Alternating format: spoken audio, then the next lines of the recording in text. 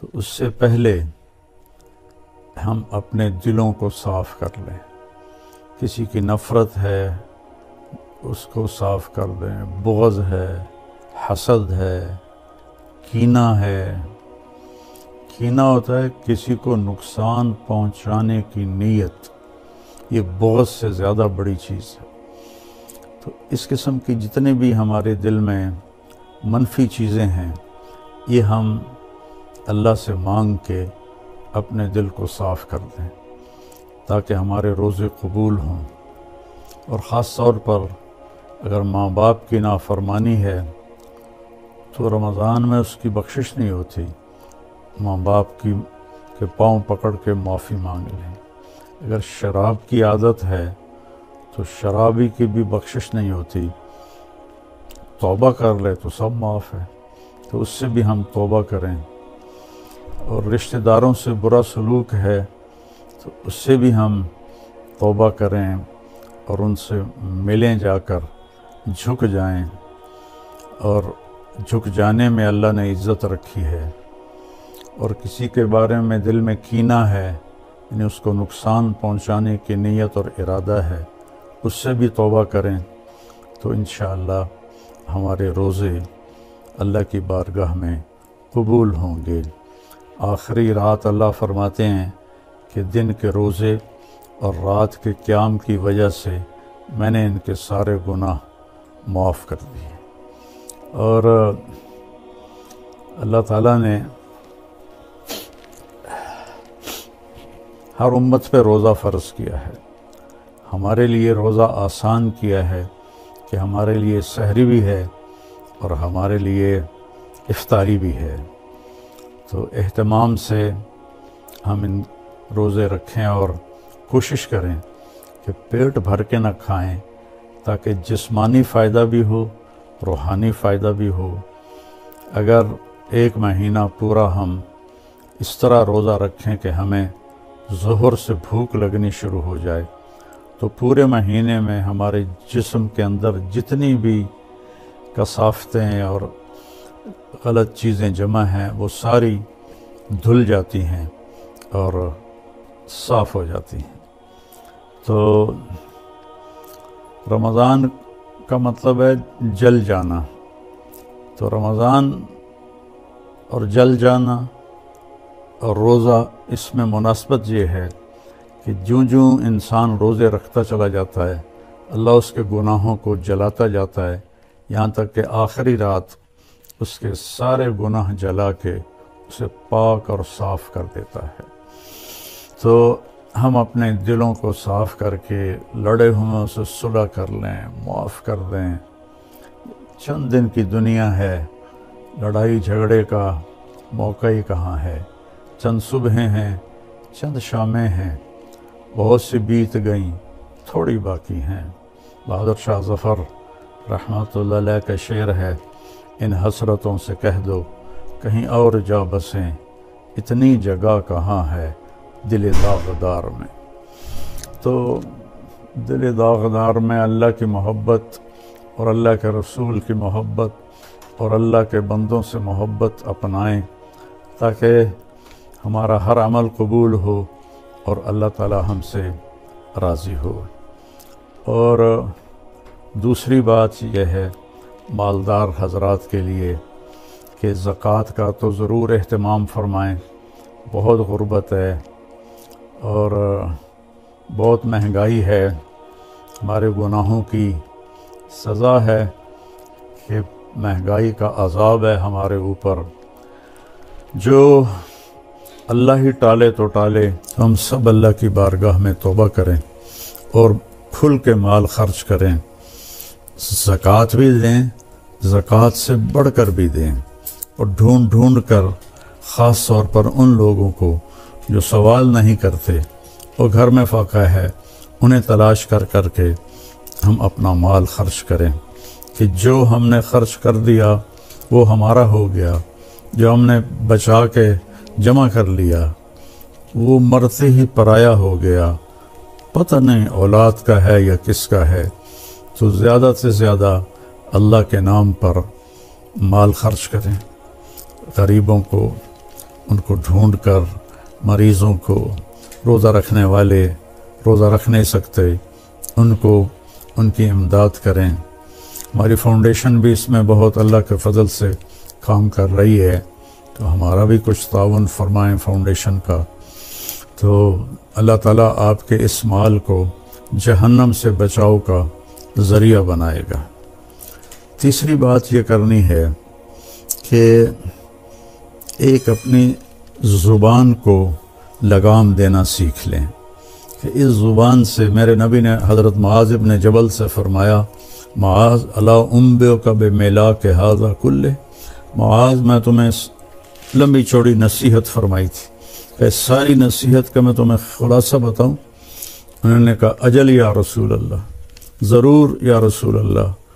تو فأہویٰ بإصبعیہ الی لسانہ، تو اپنے زبان کو باہر نکالا اور یوں کینچی بنائی اور اس کو یوں پکڑا، اور پھر فرمایا کف ھذا، اے معاذ اپنی زبان پہ قابو رکھنا۔ وہ کہنے لگے یا رسول اللہ انؤاخذ بما نقول، جو ہم بولتے ہیں اس کا بھی حساب ہے؟ تو آپ نے فرمایا سکلت کا امک یبن جبل، ارے جبل کے بیٹے تیری ماں تجھے روئے۔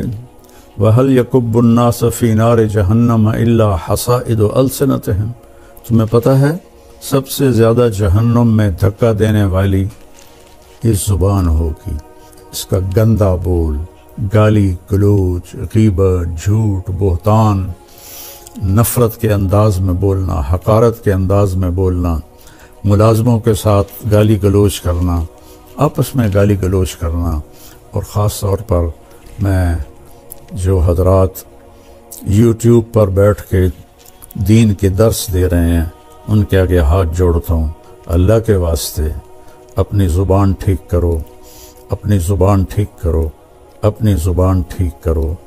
ایسے میرے نبی کے بارے میں آتا ہے ما کان فاحشا متفحشا، میرے نبی کبھی بھی بدخوئی اور بد کلامی کرنے والے نہیں تھے، اور میرے اللہ نے فرمایا فَبِمَا رَحْمَةٍ مِّنَ اللَّهِ لِنْتَ لَهُمْ وَلَوْ كُنْتَ فَظًّا غَلِيظَ الْقَلْبِ لَانفَضُّوا مِنْ حَوْلِكَ، میرے محبوب آپ کے رب کی بہت بڑی رحمت آپ پہ نازل ہوئی تو آپ نرم ہو گئے اپنی امت کے لیے۔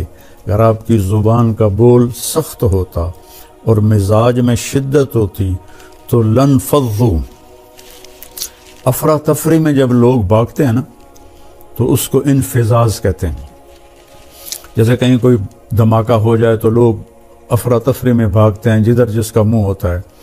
تو اللہ تعالیٰ فرما رہے ہیں یہ صحابہ جن کے بارے میں اللہ نے کہا کُلًّا وعد اللہ الحسنى، میرے محبوب تیرے صحابہ کے لیے تیرے رب کا جنت کا وعدہ ہے، اور جن کے لیے حسنہ کا وعدہ ہے ان کے لیے دوسری آیت کہتی ہے ان الذین سبقت لهم من الحسنى اولئک عنہا مبعدون، جن کے لیے ہم نے حسنہ کا وعدہ کر دیا وہ جہنم سے بہت دور ہیں، لا یسمعون حسیسہا، وہ اس کی آہٹ بھی نہیں سنیں گے، وہم فی ما اشتہت انفسہم خالدون، اور وہ جنت کی من چاہی نعمتوں میں ہمیشہ کی زندگی گزاریں گے۔ یہ ٹائٹل، یہ اعزاز، یہ خوشخبری صرف میرے نبی کے صحابہ کے لیے، چاہے وہ مہاجرین سابقین اولین ہوں، چاہے وہ درمیان والے ہوں، چاہے وہ طلقاء ہوں جو مکہ پہ ایمان لائے فتح مکہ پر، سب کے لیے میرے اللہ نے جنت کا وعدہ فرمایا۔ تو ان کے بارے میں اللہ کہہ رہا ہے یہ سارے بھاگ جاتے آپ کو چھوڑ جاتے۔ تو بھائیو اکثر جو میں تو سنتا ہی نہیں ہوں، میرے سر میں درد رہتا ہے، لیکن کبھی کبھار کان میں پڑ جاتی ہے بات تو اتنا شدید لہجہ ہوتا ہے اور اتنا حقارت آمیز لہجہ ہوتا ہے اور اتنا نفرت سے بھرا ہوا ہوتا ہے، خاص طور پر مذہبی معاملات میں اور اختلافی مسائل میں اس قدر وہ آتش فشاں پہاڑ بن جاتے ہیں کہ ان کے منہ سے آگ نکلتی ہے۔ تو میرے نبی کی زندگی سیکھو کہ آپ نے کس طرح نرم رویے سے عرب کے سارے بت پرستوں کو رام کیا، اور اللہ تعالیٰ نے فرمایا کہ जाहिदिल कुफ़ार वल मुनाफ़िकीन वग़लुज़ अलैहिम, इनके साथ आप जिहाद करें, मुनाफिक और कुफ़ार के साथ, और इन पर शिद्दत इख्तियार करें। लेकिन आप देखें सीरत नबी में कि आपने अब्दुल्ला बिन उबई को भी कभी बुरा नहीं फरमाया और मुनाफिकीन को भी कभी बुरा नहीं फरमाया, और आपकी ज़ुबान से किसी के लिए दुख भरा बोल नहीं निकला। तो मैं सारे भाई बहनों से कहता हूँ, ये वबा, ये बला हमारे घरों में है, औरतों में है, मर्दों में है। सिर्फ ख़तीबों की बात नहीं कर रहा। ख़तीब चूँकि मिंबर पे लोगों को ख़िताब कर रहा होता है, या वो यूट्यूब पे लोगों को ख़िताब कर रहा होता है, तो उसकी ज़ुबान में अगर जहर हो तो वो क्या दीन का काम कर रहा है? वो कोई और ही कर रहा है, दीन का काम नहीं कर रहा है। मेरे अल्लाह ने फ़िरौन के पास मूसा अलैहिस्सलाम को भेजा। फ़िरौन से बड़ा मुजरिम शायद ही कोई हो जिसने कहा अना रब्बुकुमुल आला। तो अल्लाह ने दोनों भाइयों से फरमाया फ़क़ूला लहू क़ौलन लय्यना, कि मूसा हारून फ़िरौन के साथ नरम लहजे में बात करना। आप अपने इख्तलाफ को ज़ाहिर करें, लेकिन औरों के ये नफ़रत का बोल और हक़ारत का बोल, ये अल्लाह के यहाँ बिल्कुल पसंदीदा नहीं। और इस बोल में, इस लहजे में बात करना, ये कोई दीन की बात नहीं है, ये नफ्स की शरारत है। तो मेरी आपसे गुजारिश है, मीठा बोल बोलें, अगले को इज़्ज़त देते हुए इख्तलाफ राय करें, न कि नफ़रत व हक़ारत के शोले बरसाती हुई ज़ुबान हो और अगलों का दिल चीर के रख दे। और सारे घर में मस्तूरात और मर्द सबसे कहता हूँ कि अपनी ज़ुबान के बोल को मीठा कर लें। अपने नौकरों नौकरानियों के साथ ख़ास तौर पर दरगुज़र और नरमी का मामला करें, सख्ती का मामला न करें। एक सहाबी ने आकर कहा, या रसूल अल्लाह, मेरा खादिम है, ग़ुलाम, वो गलत काम करता है तो मैं उसकी पिटाई करता हूँ, तो इसका क्या मामला होगा आखिरत में? आपने फरमाया, तेरी पिटाई को और उसकी गलती को तोला जाएगा। अगर तेरी पिटाई बढ़ गई तो तू पकड़ा जाएगा। और तो वो ज़ारो कतार रोने लगे और कहने लगे, या रसूल अल्लाह, इसका यही इलाज है कि मैं इसे आज़ाद कर दूँ। तो उन्होंने अपने ग़ुलाम को आज़ाद कर दिया। तो मेरी मिन्नत है, अपने बच्चों के साथ कभी तंज़ वाला बोल ना बोलें, बीवी के साथ कभी तंज़िया बोल ना बोलें, तंज़ मार देता है, ताना मार देता है। अपने खामिंद के साथ कभी तंज़िया बोल ना बोलें। माँ बाप के साथ ख़ास तौर पर कभी ऐसा बोल ना बोलें कि उनके आंसू निकल आएँ या उनका दिल टूट जाए। माँ बाप की फरियाद सारा मुकद्दर बिगाड़ के रख देती है, और माँ बाप की दुआ बीड़े मुकद्दर संवार देती है, वहाँ तक पहुँचती है जहाँ कोई शय भी नहीं पहुँचती। अपने बहन भाई, अपने दोस्त अहबाब, सबके साथ मोहब्बत भरी बात करें।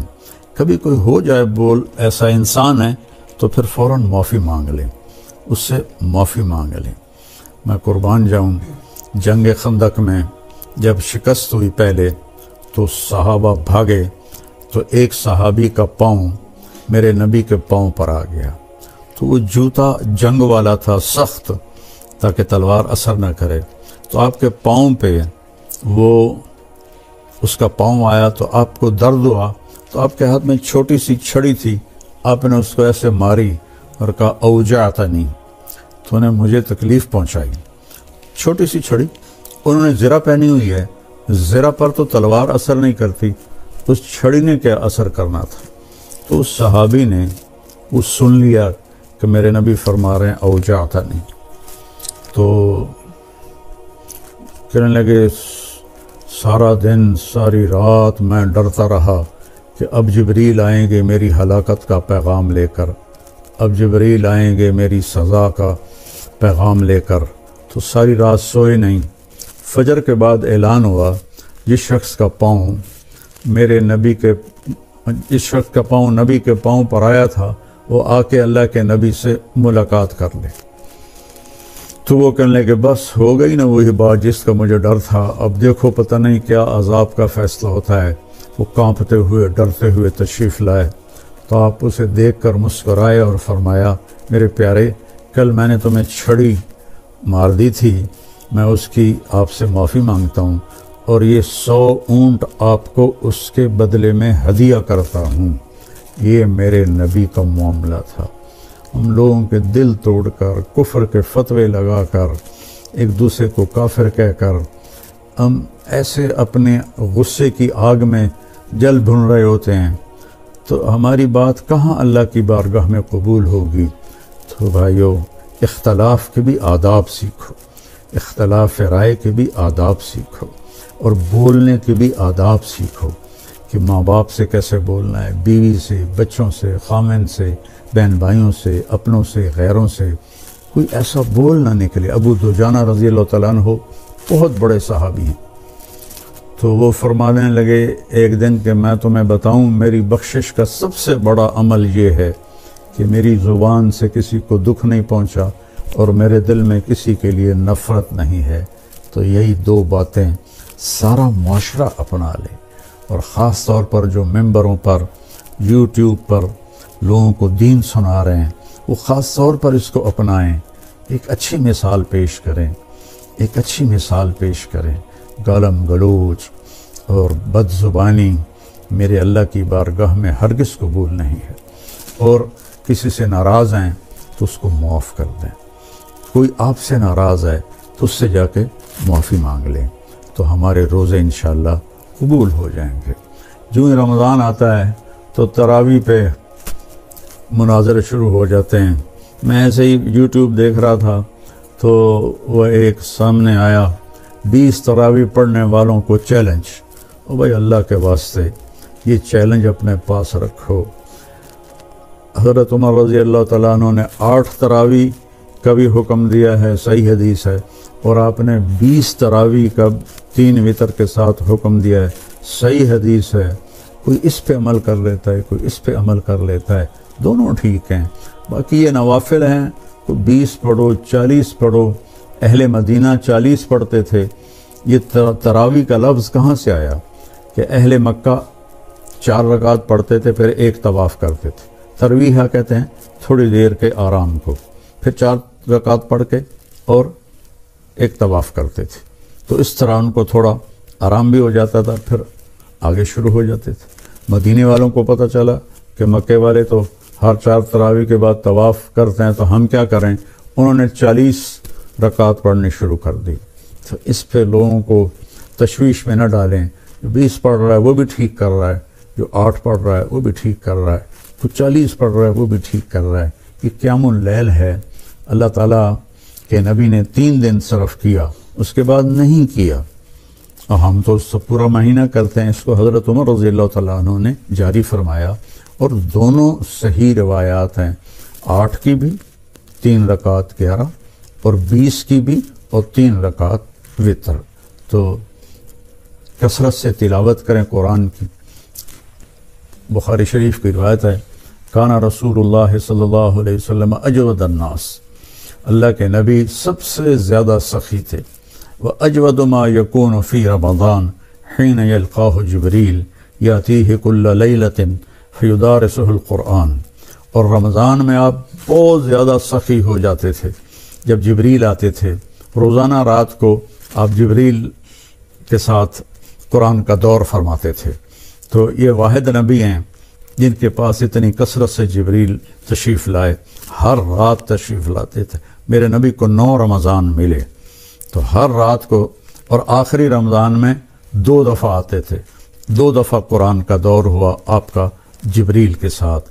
اور فرمایا ولا رسول اللہ صلی اللہ علیہ وسلم اجود بالخیر من رمضان من الریح المرسلہ، کہ اللہ کے نبی رمضان میں جبریل کے ملنے پر تیز ہوا سے بھی زیادہ آپ کی سخاوت ہوتی تھی۔